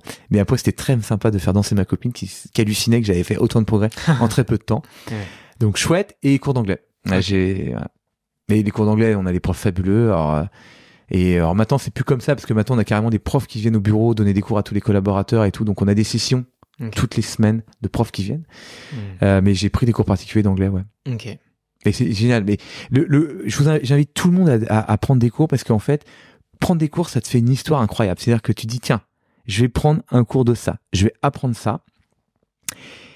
Et donc ça, c'est chouette, c'est très excitant. Tu te dis, tiens, je vais apprendre un truc nouveau, ou je vais me remettre à quelque chose que j'ai abandonné. Et en plus, tu rencontres quelqu'un qui est globalement super sympa. Et d'un seul coup, tu rencontres une nouvelle personne, tu lui expliques ta problématique, tu as envie d'apprendre ça, elle va te conseiller, tu vas jouer avec elle, tu vas faire le truc avec elle, tu vas en sport, tu vas courir, c'est vraiment chouette, c'est une belle rencontre en fait. Voilà, l'alchimie qu'on crée comme ça entre un prof et un élève, c'est quand même assez beau. Enfin, moi je suis très sensible à ça. Souvent, je fais pareil, des plateaux de télé, des rencontres comme ça avec des profs. Tu vois, des profs, on les interviewe, on les fait venir et tout, mais à chaque fois, les profs, ils sont hyper reconnaissants parce qu'on travaille avec eux, on les fait travailler. Ils ont toujours des histoires incroyables. Là, j'ai rencontré le coach d'Olivier Véran, tu vois. Le mec, il me dit, j'ai coaché Olivier Véran, j'ai donné des cours de boxe. Et que des histoires absolument folles avec ce mec, qui a un super. Et je suis là, en plus, moi, je vois, je rencontre des profs, je me dis, mais j'ai envie de prendre des cours avec eux, c'est pas possible. Ils sont trop bien. Non, mais c'est fou. Non, mais nos profs sont incroyables. Donc, c'est un budget. Ah, là, c'est un budget, mais bon. Comme tout, hein, mais ça les vaut. Ça le vaut largement, quoi. Okay. Est-ce qu'il y a un conseil qu'on t'a donné dans ta vie qui t'a vraiment marqué et que tu aimerais de retransmettre? Non, j'ai pas vraiment alors, j'ai pas eu de conseil, mais il y a un truc que j'aime bien dire quand on me demande ça. Moi, j'aime bien le conseil de ce grand acteur français qui dit à un moment, oublie que t'as aucune chance, vas-y, fonce, tu vois. Voilà, mais c'est le meilleur conseil qu'on puisse te donner, en fait. C'est-à-dire que, au bout d'un moment, si tu veux, crois en ta bonne étoile. Moi, le truc que j'ai envie de dire, si tu veux, à toute personne qui hésite sur l'entrepreneuriat ou sur l'envie de se lancer dans un projet et compagnie, en fait, le temps joue contre toi. C'est-à-dire que lance-toi le plus vite possible et puis t'apprendras, tu verras bien, quoi. N'attends pas d'avoir de l'argent, n'attends pas d'avoir un produit parfait, n'attends pas de trouver le bon associé. Lance-toi, pense-y intensément tout le temps. Et tu vas voir, ça va fonctionner parce qu'en fait, quand tu fais quelque chose, et toujours faire quelque chose qu'on kiffe. Moi, toute personne, les entrepreneurs qui m'expliquent qu'ils vont faire un truc et qu'ils vont gagner beaucoup d'argent, pour moi, c'est toujours voué à l'échec. Le gain, c'est fatigant, c'est épuisant, puis je trouve que c'est pas un très bon moteur. La thune, c'est un bon truc qui te permet de rêver plus grand. Mais ça me semble pas un très mauvais moteur. Donc, pour moi, c'est vraiment l'envie de faire un truc, le kiff, t'adores ce domaine, t'adores ce truc-là. Donc voilà. Donc le conseil qu'on m'a donné, effectivement, c'est, la petite pour la blague, c'est vraiment et que j'ai envie de redonner, c'est vraiment foncez avec le cœur, faites un truc que vous kiffez, et si vous le faites avec beaucoup d'amour, c'est sûr que ça va fonctionner. Je ne peux pas croire qu'un projet qui est fait avec beaucoup d'envie, beaucoup d'intensité, beaucoup d'amour et d'envie, ça puisse capoter en fait. C'est irrésistible l'amour, je trouve. Enfin, c'est voilà. Ok. Est-ce qu'il y aurait quelque chose sur lequel tu aimerais travailler, que ce soit sur toi ou une compétence, quelque chose que tu voudrais développer? Jusque-là, tu n'en as pas forcément eu le temps. On parlait un peu des cours particuliers de rock, mais voilà, quelque chose que tu aimerais un peu travailler à l'avenir. Écoute, alors qu'est-ce que j'aime? J'aimerais être encore meilleur en business. Le business, c'est quelque chose qui me passionne. Alors, dans business, t'as tout et rien. Hein. C'est-à-dire que ça veut tout rien dire, mais moi, je suis passionné par ce que j'appelle le business, les entrepreneurs et tout. Moi, tu vois, j'essaie de lire les Échos tous les jours. Déjà pour parce que c'est un moment de détente absolue. C'est-à-dire que moi, si tu me mets le matin avec les Échos et un café, je suis le plus heureux du monde. Mais je lis pas en regardant les chiffres, en me disant non, ça me donne ça me fait travailler mon imagination. Des fois, je vois des secteurs d'activité et j'essaie de les transposer. Tu vois, à Superprof ou un truc que je connais, enfin, tu vois, ça me fait énormément, ça m'inspire énormément, tu vois, le journal. Voilà, rencontrer les entrepreneurs, ça m'inspire. Donc, si j'avais du temps, je rencontrerais encore plus de monde, tu vois, je discuterais encore plus. J'adorerais rencontrer des capitaines d'industrie extraordinaires qui t'expliquent tout ce qu'ils ont fait. Des fois, je vois des gens, ils ont fait. Là, j'ai rencontré le mec de Reworld Media, là, Pascal Chevalier, il a fait 20 introductions en bourse.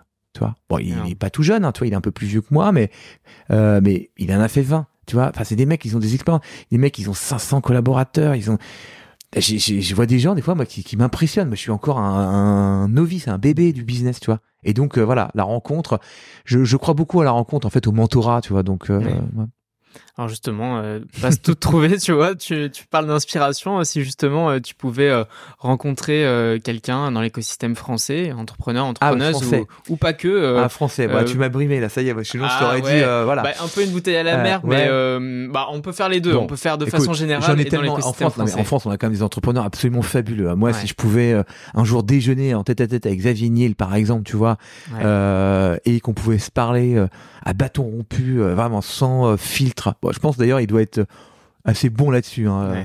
Tu parlais de quoi comme sujet justement? De tout, de ce qu'il a vécu, les moments les plus intenses. Enfin, tu vois, je sais pas. Apprendre de ses expériences. Il a quand même des expériences. Tu sais, c'est une boîte qui fait je sais pas combien de milliards de valos, et puis des rachats, et puis des. Et puis bon, voilà. Puis c'est intense, les télécoms, les politiques. Enfin, tu vois, c'est voilà. Donc voilà, lui par exemple, Jacques Séguéla. J'adore ce mec. Alors tu vois, c'est un conteur d'histoire extraordinaire. Donc, mais je suis fan de ce personnage, qui est quand même un mec qui a toujours le mot juste sur tout, qui a un sens du marketing, un sens du timing, un sens du storytelling qui est quand même extraordinaire. En plus, voilà, respect. Il a quand même à peu près fait toutes les campagnes, il a connu tous les présidents, il a été pote avec tout le monde. Enfin, donc voilà, c'est des gens moi que j'adorerais. Voilà, je suis très différent vis-à-vis de ces personnages. Donc Jacques Séguéla, Xavier Niel. Une petite internationale, je te l'accorde. Alors écoute, non, mais je vais être trop, ça va être, non, mais je dirais Elon Musk quand même, tu vois, voilà, c'est évidemment, c'est un truc que j'aimerais bien faire. Alors tu sais que j'ai un peu un running gag, mais pour ceux qui me suivent, j'essaye désespérément de rentrer en contact avec Elon Musk. Alors je passe partout, par LinkedIn, par mail, par Twitter. Ah oui, par Twitter, faut essayer Twitter. Mais j'essaye. Là récemment, j'avais fait une petite affiche. Il était de passage à Paris à l'occasion de France 2030. À Versailles. Exactement. Et je lui envoie sur Twitter, j'avais fait une petite affiche comme quoi il donnait une conférence en direct dans laquelle je l'interviewais à un lieu dans Paris, dans le 2e. Et je lui dis, voilà, est-ce que tu honoreras ta présence? Bon, il m'a pas répondu. Même pas un petit like, même pas un petit rien du tout. Alors, ma seule porte, c'est qu'en ce moment, j'ai réussi à rentrer en contact avec Ashley Vance qui a écrit sa biographie. Ouais. Voilà. Donc, c'est peut-être ma porte. On va voir comment je peux y aller. Et je suis prêt, malheureusement, ma planète, mais je suis prêt à aller, je sais pas, ça se trouve, elle l'a rencontré 3 fois 2 heures, quoi. Je sais pas un peu plus, quand même. Je sais pas combien de temps elle l'a rencontré vraiment. Enfin, tu sais, je sais pas si elle le connaît vraiment. Enfin, tu sais, ouais. Elle a dû se documenter et compagnie, mais tu vois, non, mais t'imagines le mec le plus sollicité du monde. Mais je sais, mais bon, tu parlais de rêver et d'y aller. Ouais, écoute, moi, je suis à fond dedans. Mais t'as raison. Mais surtout, c'est pas moi qui ai découragé. Et je te rappelle un truc, oublie que t'as aucune chance, vas-y, fonce, quoi. Sur un malentendu, Thibaut, clairement.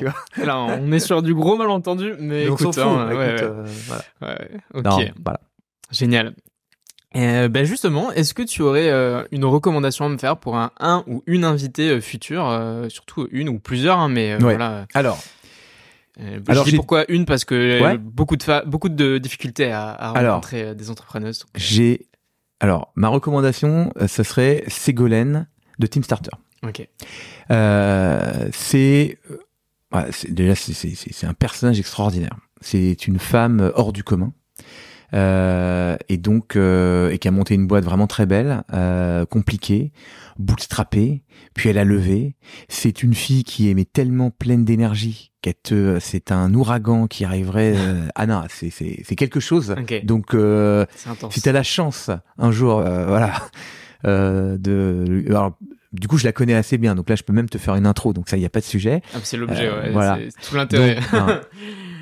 Donc cette fille est vraiment absolument géniale. En tant que autre personnage extraordinaire, moi j'ai gros coup de cœur pour Corentin Cadet de Clocks.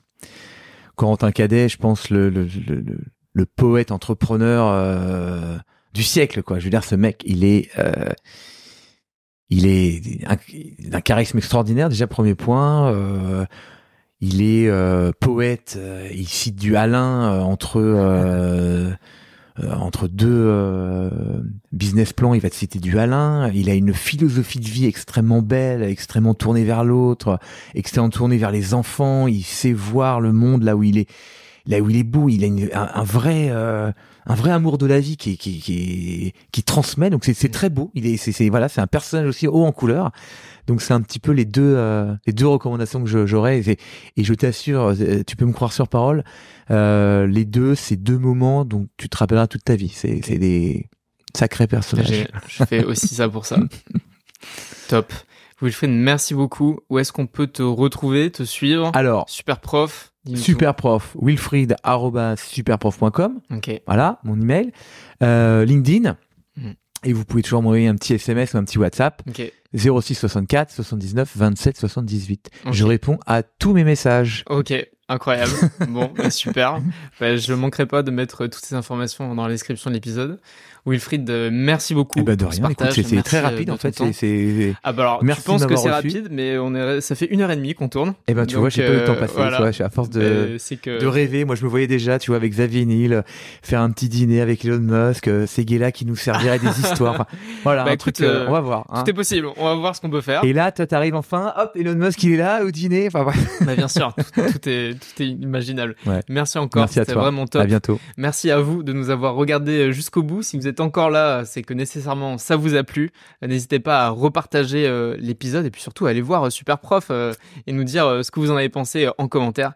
Merci encore et à très vite pour un nouvel épisode. Salut!